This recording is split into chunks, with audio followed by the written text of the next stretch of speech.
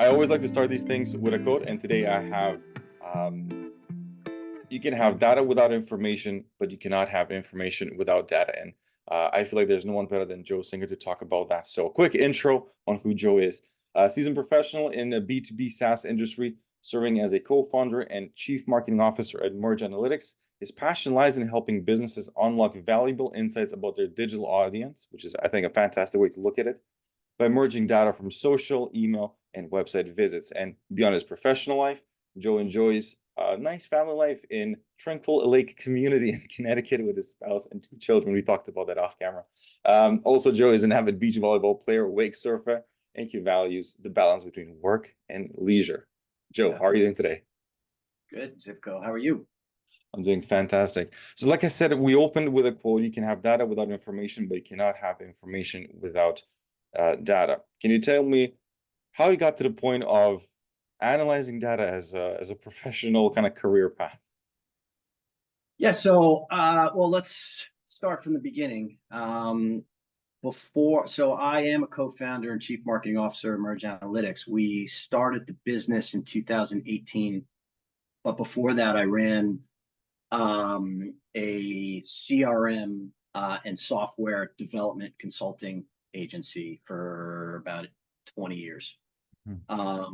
And we had our own CRM system. It was specific for a specific platform that a lot of banks and manufacturing organizations utilized. And as that platform went away, we had to make some decisions in around 2017, 2018.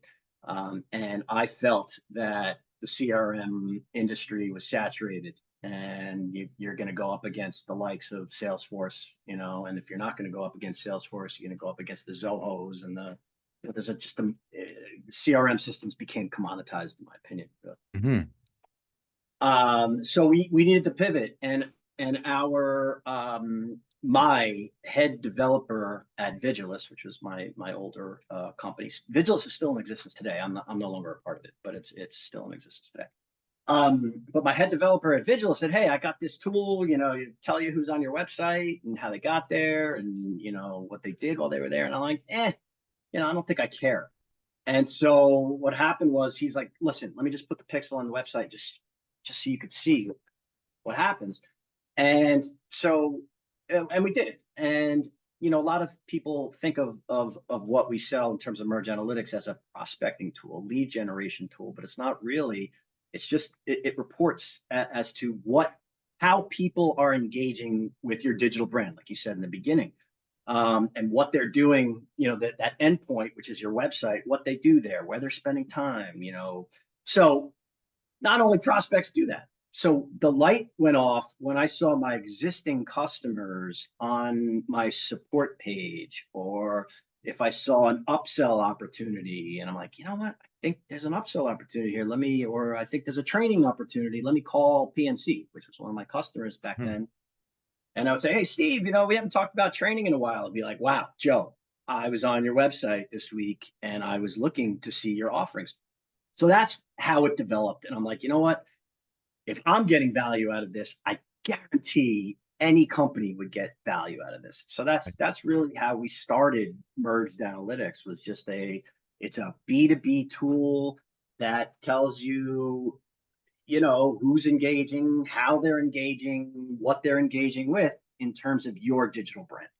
Right. So it sounds like the idea came from feeling like CRMs are becoming commoditized. You do want to understand your prospects and your current clients or new clients.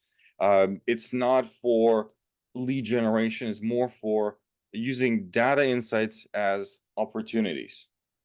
That's right. It's typically that last piece for lead gen. So a lot of people think it's lead gen. So when I put the pixel on the website, they go, we're not getting anything out of it because there's no traffic.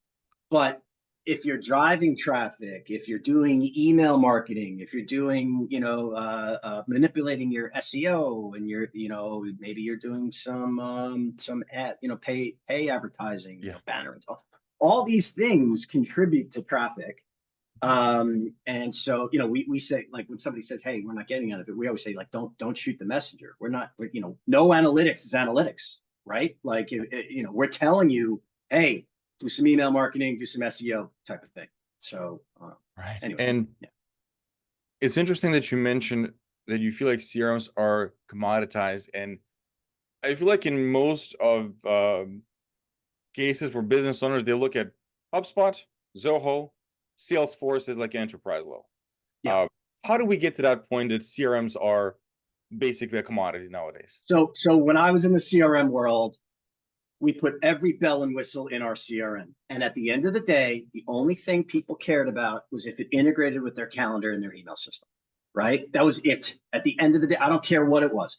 And Yeah. so today, I mean, CRM system, what are they? They keep track of your contacts, your prospects, the email interactions, the activities, the pipeline, your closed business, support tickets, all of that. So today, what separates CRM systems is how easy are they? First of all, are they? Can you use it on your mobile device, which everyone can? And does it integrate nicely? Is there like a plug and play with other tools that you can feed into the system? That's really, so like the Salesforce has an ecosystem, right? Yeah. It has a suite. It's not just CRM. It's all these other. It's marketing automation and all these things that cost a lot of money. But that is what separates CRM systems today. Anybody can come out with a CRM system that keeps track of your contacts and the interactions, but it's how it integrates and intertwines with your other applications, And and how easy it is and how inexpensive it is to do that. right, how you want to do all those things. And your approach from doing this for a long time, you feel like, look, you have your email, you have your calendar, you can look at it, like it's there, but your missing piece is a pixel MergedAnalytics approach where you talk with people. You don't need a CRM. You see your emails, you talk with people, you see your calendar. You want to just look at one other place to understand those data insights as opportunities. Like, yeah, you email 5 people, you have two, 3 calls. A CRM would give you all kinds of bells and whistles, but at the end of the day, you're going to track who opened the email, they visited the website. Is there any opportunities? So you're saying for a modern day business, lightweight approach. You have your email, you have your calendar. You need a MergedAnalytics approach where you want to understand what is happening on your website. That's kind of the philosophy you feel like is the right one. Yeah, I do. And look, we have a lot of competition on the analytics side too. But first of all, it could get very pricey. So I don't like to win only on price, but we happen to do that. But it's also, I mean, look, MergedAnalytics is a B2B tool. So any business who is selling a product or a service to another business is a prospect for us. But we are having specific success in a couple of verticals, one being commercial construction. And I bring this up just because their needs are so simple. And it's, forgetting about CRM and everything else, for commercial construction, let's say, if I work for a hospital and, the administrator of the hospital goes, you know what, we need a new unit for our radiology, right? We need, this amount of square feet of space, and it needs to be able to do X. So before I make this opportunity public, I start doing my due diligence. I start doing Google searches for construction companies and design firms who have had the expertise and experience. So from those searches, I then go to their website, right? Yeah. And start clicking around, and maybe I'll go to their website multiple times. But my customers with the MergedAnalytics pixel on their website get this information in because it's sent automatically via email. So, and in the construction world, when you read about an opportunity, it's often too late to bid on it. It's already won by somebody, right? Yeah. So we're giving you that early indicating information that, hey, there's an opportunity here. It's not public. Reach out. So my customers will reach out to that hospital. get to the right person proactively earlier in the cycle than ever before, and are able to bid on projects earlier. And just by even being the first or second or third bidder, the percentages of winning deals are going up just for the just because of the early indicating engagement intelligence that we delivered about this hospital that was building a new radiology unit extension. I see the path, because you're saying when someone says, hey, it's not doing anything for us, you're saying, look, you can have a whole team in a CRM and just looking at emails going back and forth, and yes, you have all kinds of connectivity to a bunch of stuff, but are you looking at, out of the blue, all of a sudden someone coming to your website 2, 3, 4 times and having the insight where they came from, maybe a LinkedIn, a company, maybe an email, maybe a phone, some sort of a data information to be like, wow, this person from this hospital or someone from this hospital is researching our stuff out of the blue. No one emailed them. Looks like there is some sort of an opportunity. That is when you start to proactively start calling it, as opposed to relying on your past data. I think both is true. So yes, that scenario happens all the time when we call them anonymous visitors, where they're not in your lists, they're not in your email distribution lists. You have no idea. Yeah. I mean, you may be aware of the company, but you haven't been in contact, and you see that they're on your website. Yeah. But it is important also when you're doing campaigns, email campaigns, paid ads, so a tool like mine will allow you to do A/B testing, right? So like you could be driving everybody to a specific page, but if you're doing LinkedIn, Facebook, Twitter, X, or Instagram posts or something, and you're doing email marketing, you can measure where you're getting the most bang for your buck. And it may not be what you think. If you're a B2B tool, you may think, what, my audience should interact with me on LinkedIn, but I'm getting all these hits on Instagram. Maybe we should adjust our ad spend for Instagram, or maybe we're not doing enough on LinkedIn and reaching the people to think about, based on real analytics, make adjustments to your marketing strategies and tactics. Now, speaking of marketing strategies and tactics, you said no analytics is analytics. Yes. What happens? Like, what are the first steps that you see that a business should take in starting to build analytics? Assuming they're not getting much. Assuming they're not getting much, yeah. Yeah. The first, two main things. I would start talking to them about their search engine, optimization strategies, their SEO, do they have any, what are they? Are they working? Because there's two pieces to merge, to get the benefit in terms of increasing traffic. So you could increase your SEO,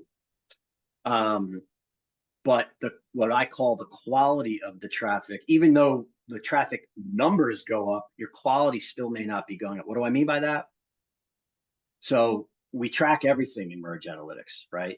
If we can identify a company name, and we do that with, so companies typically own their IP addresses. So we look at the owner of the IP address and we give you a company name. Or if we can get an email address, there are various ways we could do that too. That's high quality traffic when we could identify a company or an email address. When we can't, but we still know you're getting traffic. So what does it look like? You're getting Verizon's, AT&T, yes, somebody in this town, in this state, but they were on the AT&T network. So it's not exactly actionable. It's good information. It's what you get, let's say, in Google Analytics, So you can do the SEO, you can increase the traffic, and then so if the quality of the traffic needs to be improved, we would then say, okay, let's do some email marketing, because when you do email marketing, that is how we use MergedAnalytics to get to the email address of your email service provider, like let's say MailChimp. And once, like, if they click a call to action, and we have something in MergedAnalytics called SmartLinks, where we integrate with your lists, like in MailChimp or Constant Contact or Active Campaign. And as people click that call to action in that email that may have went out to 5,000 people, we start collecting email addresses. Right. And then MergedAnalytics remembers it. So we associate an email address with an IP address so that the quality of your traffic will go up. What used to be AT&T wireless from Danbury, Connecticut, clicking through your website, now is Jay Singer at MergedAnalytics clicking through the website because I clicked a link in one of your emails and MergedAnalytics stored my email address. So now you see that interaction, and you could take action. Hey, Joe, you spent time on my whatever page. Did you get all the information you're looking for, or whatever? So that would be how we would, yeah, those discussions when there's no analytics. Mm-hmm. You know, I introduce them to people like you. I introduce them to people who do SEO. You know, that's what they need. Right. So you feel like the first right step is look at your SEO so you can start getting volume. Yeah. And once you have some volume, let's look at your email marketing so that now we are honing in and collecting the quality data so that you can actually take some sales opportunities or something with it. So first step, look at your SEO, build volume, a little bit of a volume, and then start doing your email marketing because maybe you have some lead magnets on your website. Start collecting that and then start seeing who comes back, how much time they're spending. And once you have that information, take action based on what you see. Don't just expect some sort of an email automation to do the job for you. That's right. Okay. Could have said it better myself. Ironically, the other vertical that we work with is fractional chief marketing officers. Mm-hmm. And what we do is we take whatever MergedAnalytics is, the portal, the engagement notifications that you get via email, and we white label them. So we scrub MergedAnalytics logo and branding and put yours or a chief marketing officer on it. And it's a great benefit because you could be a fractional chief marketing officer. Mm-hmm. I view it, when you start your engagement, you can start it by putting MergedAnalytics on your customer's website and think of it as a diagnostic tool. Like the same way when you go to the doctor, you get a blood test before your doctor treats you. Yeah, looks at your blood test and says, "Hey, all right, your cholesterol's high, or your salt is too high, whatever." So MergedAnalytics is exactly the same thing. You put the pixel on the website, and then based on the analytics that you get or don't get, you then take the next natural steps. Like you as the chief marketing officer is like the internist who says, you know what, you need SEO, I could tell, or you need email marketing because you get traffic, but we don't know who's on your website. So it's a great way to begin an engagement and add value right away. It's also a good engagement, a good tool when you're in between engagements, right? And your white labeled pixel is still on your customer's website. They're still getting analytics put in your brand. So it's a top of mind presence type of thing. It's a way to stay in front of your customers, even when you're in between engagements. It's really pretty cool that way. It is pretty cool because you are, like you mentioned, it helps stay top of mind and be present when you're not really present in the conversations that are happening every day, but you're still popping up as the engagement goes on now. You mentioned Google Analytics, and we'll spend a little bit more time because I feel like most people will assume, okay, why do I need something like this? There's Google Analytics. Why would I ever? So I think that's kind of the general assumption. But before we go there, I wanted to ask you about how did you guys adapt and change to the new marketing trends and to the new regulations when it comes to data and privacy, because that was top of mind for many years, and I think that kind of honed in dramatically over the past decade, but it's still changing. So walk me through some of the stuff that you guys see every day. How do you change and adapt to the new trends that are happening right now in 2024? Yeah, so the first thing is we don't use any tracking cookies. Google has announced that they're getting rid of their third-party cookies, and so we don't rely on cookies. We're not building profiles on your data. We're not selling data. We're not doing any of that. All we're doing is telling, you know, most of the information that we're delivering is actually on your server. We're just serving it up in a way that you could make sense of it. So Yeah. it's there right now. We are GDPR compliant. And when it comes to delivering the email addresses, we're integrating with your email system. So we are under the assumption that everyone in your email list is opted in. So the opt-in is actually on our customers, not on us. So we have a disclaimer that, hey, you know, you're if you're emailing, we're assuming that these people will, you know, want it to be emailed by you, type of thing. Yeah.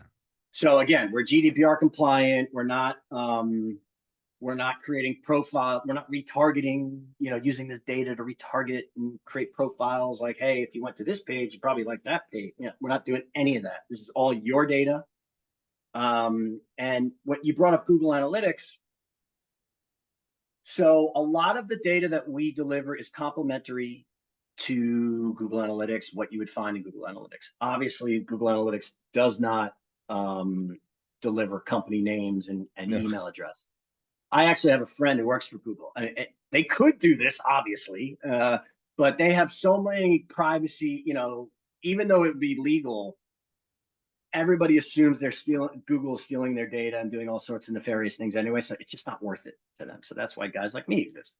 But this is true for email service providers, and it is definitely true for Google Analytics. Google Analytics, like our analytics, will always be lower than what you'll find in Google Analytics. And the reason is by default, we filter out the non-human clicks. What I mean by spiders, crawlers, bots, server clicks. We filter all of that out. I mean, obviously, you know, it's data, so stuff squeaks in. Nothing's perfect, but 99%, I would say, we filter out non-human clicks that, if not configured correctly, Google Analytics will deliver. So that is a major.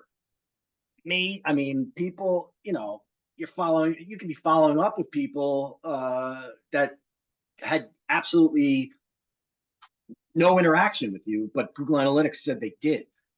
I was just talking to someone yesterday who when I was saying this, you know, I always expect people to challenge me. This guy was like, that happened, you know, because what happens is, let's take MailChimp, for example.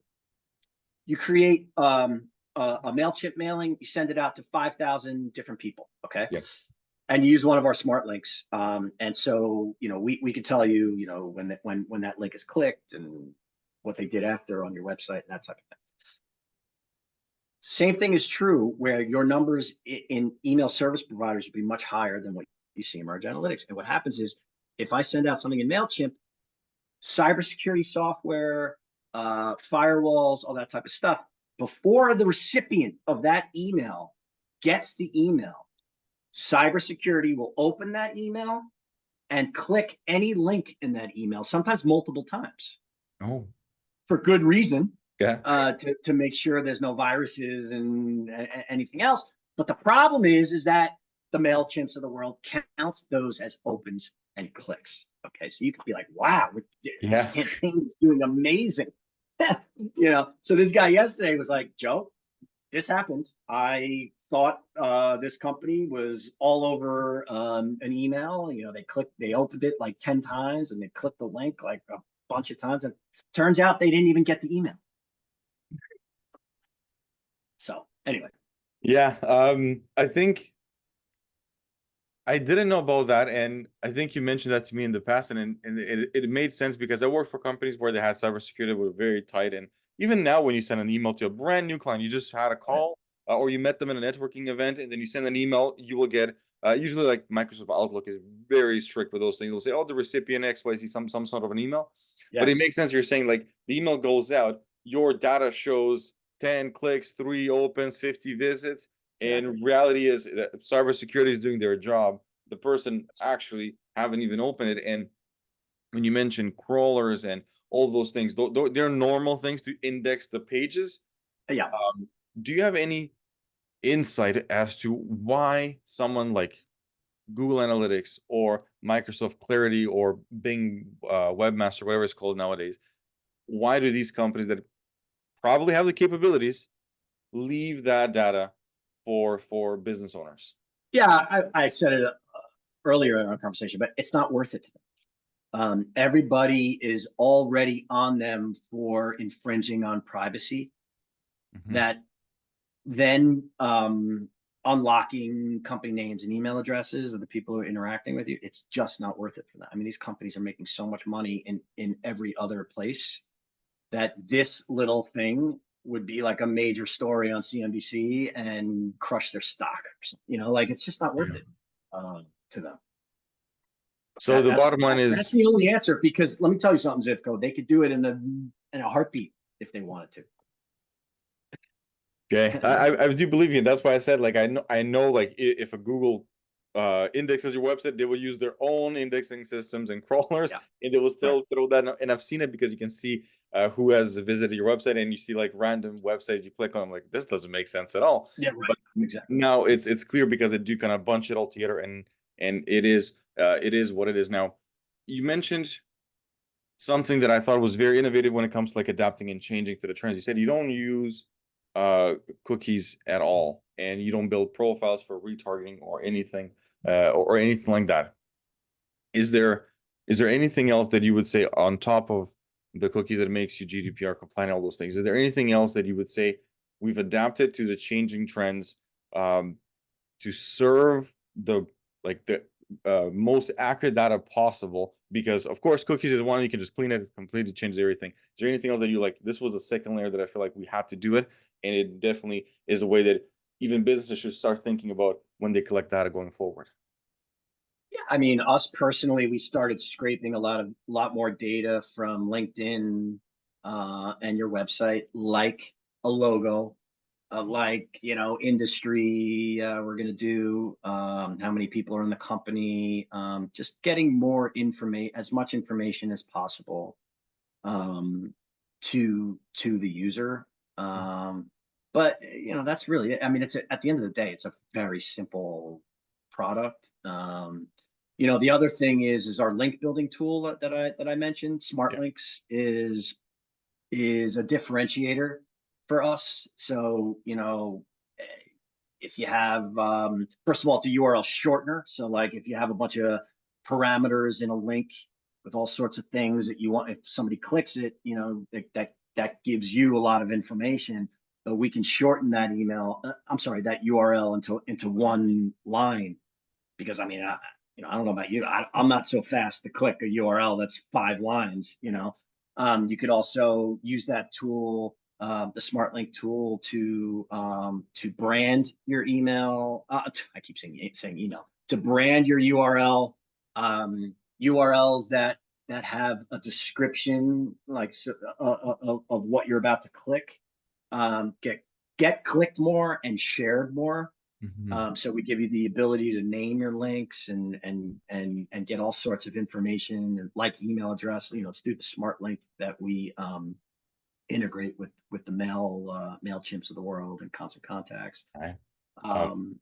But yeah, I mean, we have all sorts of APIs and you know, other flat tracking flags. You know, if certain things happen, if somebody goes to a specific page or clicks something specific, you can get a visual indicator in MergedAnalytics. So yeah, I mean, we're trying to, you know, your website is your online store. It's your showcase. It's your booth at a trade show. You know, when people, they go to LinkedIn, you know, from your services, they're like, hey, this seems interesting. And the next logical place, if they want more information, is to go from there to your website, and tools like mine will capture that engagement.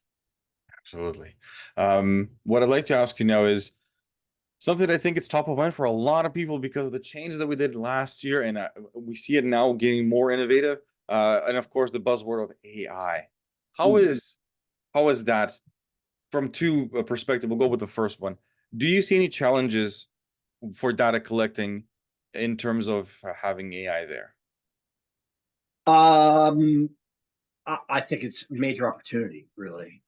We use a little bit of AI we always have, I mean, we use human intelligence and artificial intelligence. So, there are stuff, when we deliver certain, um, um, certain things that we don't want the customer to receive in an email because it's not actionable. Mhm. We have both artificial intelligence and human intelligence. So if the artificial intelligence misses it, we flag it and say, don't, we put it on a blacklist. But I know in terms of artificial intelligence going forward, one of our major initiatives is to work with an AI company because we are a data source, a huge data source.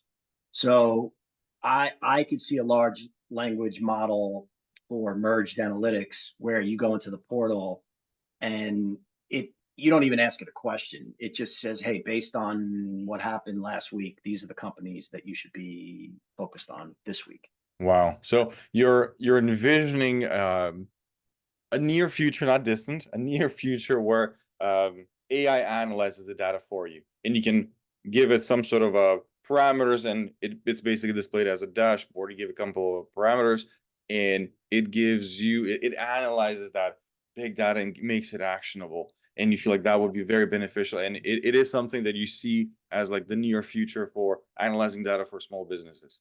Definitely. And like I said, our tool is so ripe for an AI integration, like a personal assistant. You go into the portal, like I said, because the data is already there. Yeah. Most engaged is something in the portal where it tells you, based on a set of rules, these are the companies or email addresses that engaged with your website or links or whatever the most. So that the rules are already there. I'm talking about like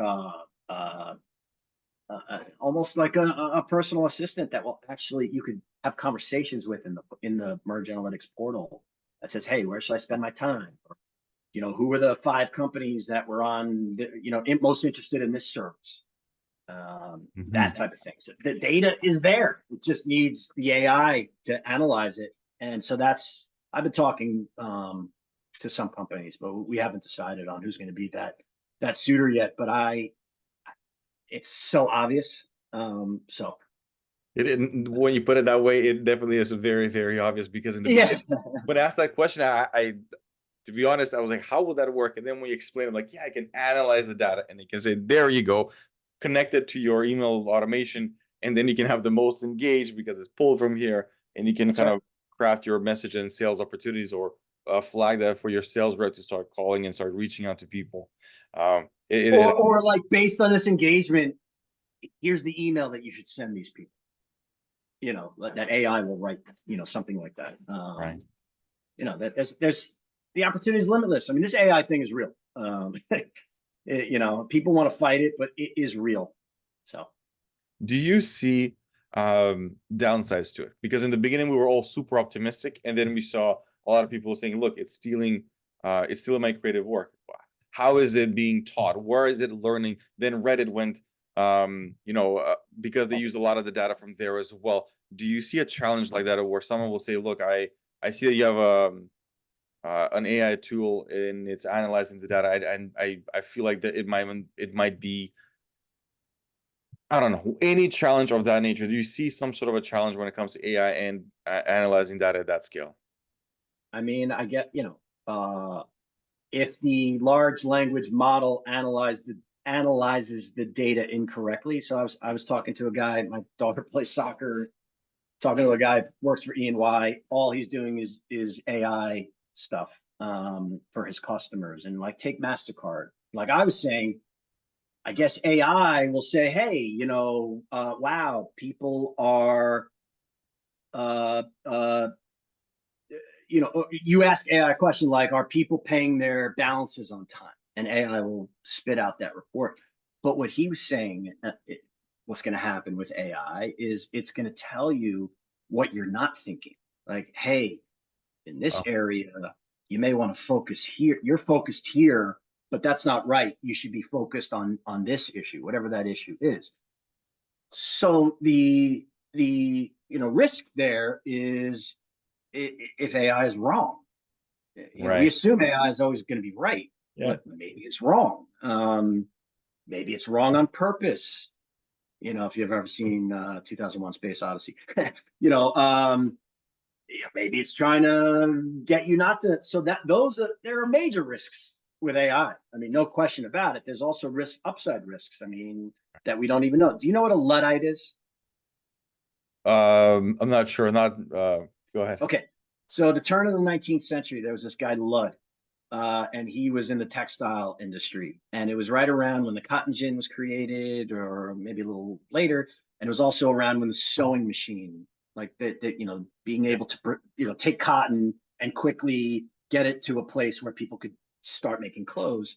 That put a lot of people out of business. So what this guy Ludd did was he had all these people with him, and they went around to these factories destroying sewing machines and cotton gins and stuff because it was going to put people out of work. So they were resisting technology. Those people today are called Luddite. Anytime you hear someone call you a Luddite, that means you're resisting some new type of technology. But, you know, and that's going to happen with AI. There's no question. There are going to be people with jobs today that are not going to be able to do those jobs. A lot of people. But what is like back in the 19th century, that was before electronics. They didn't know what they didn't know. So a lot of those people who were like, oh my God, our life is over, transferred into another industry that was developed because now they had the time and the resources because they didn't have to take raw material cotton. Yeah. You know? So what thing or things are going to happen that we don't even know that will create all these other jobs that we can't even think about yet? That's how I look at it. I think it feels like it's something that is definitely here. I keep hearing the sentence, this is the worst it will be, so it's only getting better, and it's expanding to video and to audio and image and combining all at once. It does hallucinate quite a bit, and I think that's the worry kind of that you mentioned. It does hallucinate. It spits out facts, and it sounds like facts, but it's actually 100% wrong. And Yeah. training those models and using data, accurate data, like the one that you're saying that it needs to, it sounds like if the data is filtered enough properly, so as opposed to taking actions from a Google Analytics that will include everything and anything, you take action from a filtered, cleaned data approach, from a MergedAnalytics approach, then you attach an AI model to that. You have actionable information that you can take, and you can speed up your process as opposed to sitting there downloading spreadsheets, going through the whole motion, Right. looking at how many unique visits. Like, I don't know how many people use that, like on Google, like not actionable at all, not action. So Right. you're saying it's an approach where it filters out, it cleans the data. Then you get to the AI model, and now the AI model is like rocket fuel, basically. It's not a downside. Yeah, I think, like you said, as long as the language models are accurate and the data is accurate, um, I mean, I think the upside is infinite. I do. Got it. That's and it's not just in data. I mean, it's everything. You know, I mean, my goodness, the biosciences industry.